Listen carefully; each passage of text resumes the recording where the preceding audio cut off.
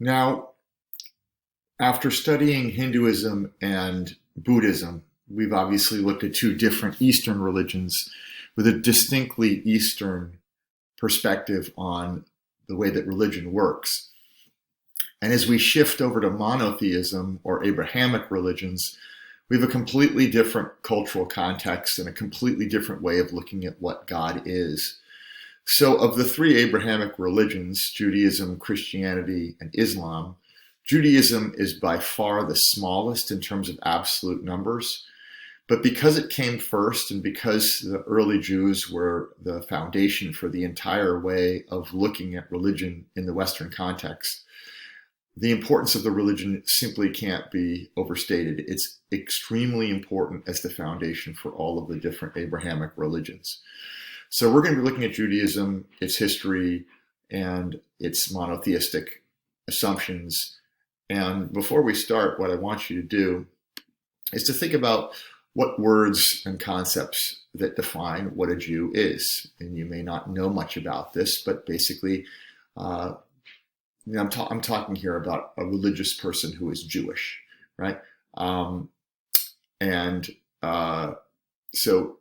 the things you associate with Judaism is the things you associate with the religion.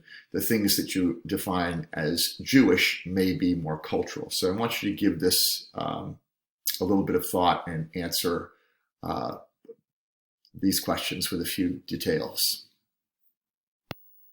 So the point of these questions is for you to realize that there is a difference between the culture of Judaism, which is the food, history, the ethnicity of Judaism. Judaism is sort of an ethnicity in the sense that Jews are Semites, and a Semite is a follower or a descendant of Shem.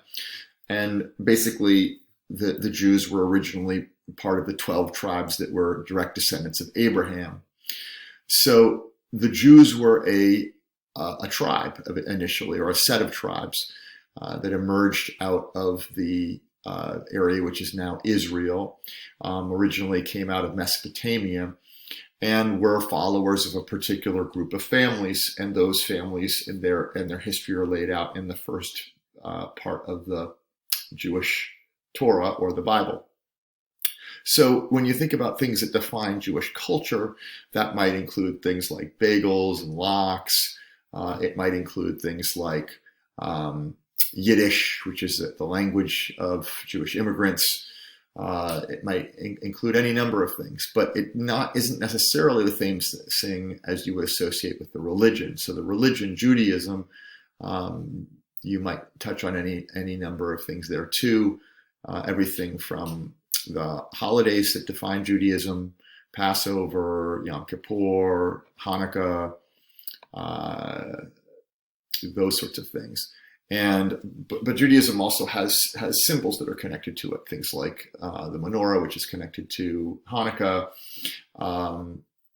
the celebration of Passover and the freeing of the Jews from Egypt, those sorts of things. So also rituals and rites of passage like a bar bat mitzvah, those are things that you would associate with Judaism. So the important thing here is that there's a difference between Judaism as a culture and Judaism as a religion. And since it has both elements, it's important to remember that.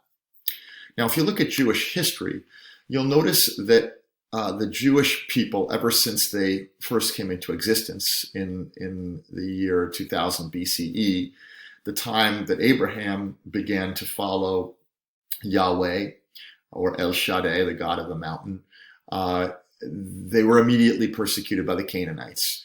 They were then enslaved by the Egyptians and had to flee back out of Egypt into Judea.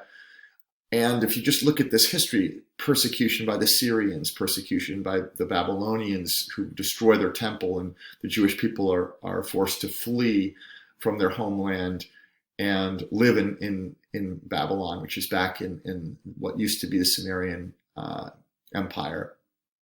And then they go back and they get persecuted by the Greeks and then by the Romans, and the temple gets destroyed again, and they get dispersed into Europe, and then they get persecuted by the Christians, and again during the Crusades and the Muslims and so on and so forth. It goes on and on and on. So if you look at the Holocaust, the most recent major persecution of the Jews, which really was an effort to wipe them off the face of the earth, this was part of a long history that went all the way back to Egypt, even back to Canaan. And so this history of persecution is fundamental to the identity and the way that Jews think about themselves. They've had to fight all the way through their history to secure their homeland, to secure their relationship with their God.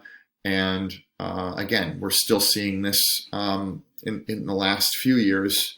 We've seen an increase in anti-Semitic attacks in France and in the United States.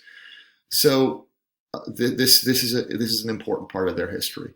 And if you look at this, obviously part of the story here is the relationship of the Jews to their God is part of the reason they would say that they're still around and a lot of these other cultures aren't.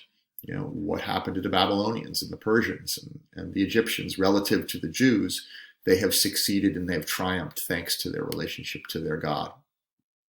So if you look at where Judaism fits into the larger framework of religions around the world, you'll notice that it's by far the smallest of the major world religions. 14 million people is basically the population of the greater New York area plus areas of northern New Jersey and southern Connecticut. And this is where most of the Jewish population actually settled in the United States when the Jewish immigrants came from Russia and Germany in the later part of the 19th century. So the point here is this is a small group of people with an incredibly large cultural impact.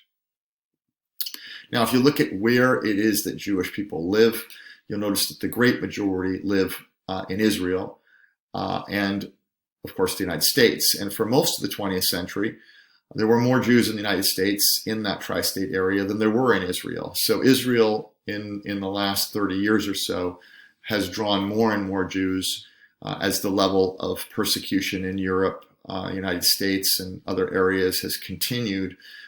Israel is becoming a larger country and is the center, obviously, of the Jewish population.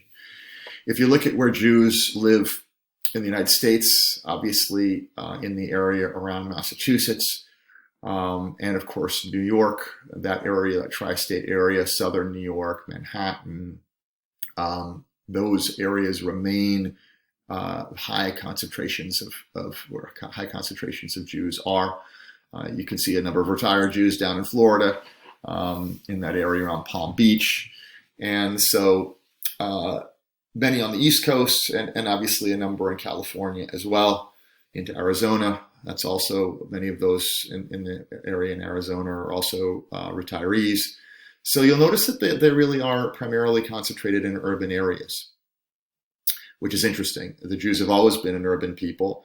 Well, at least in the modern period they have been, and they originally nomads, but they eventually settle in urban areas, and that still defines their culture in many respects.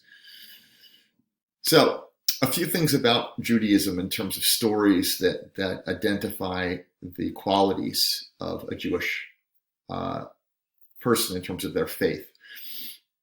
Now, Jacob was the grandson of Abraham, son of Isaac.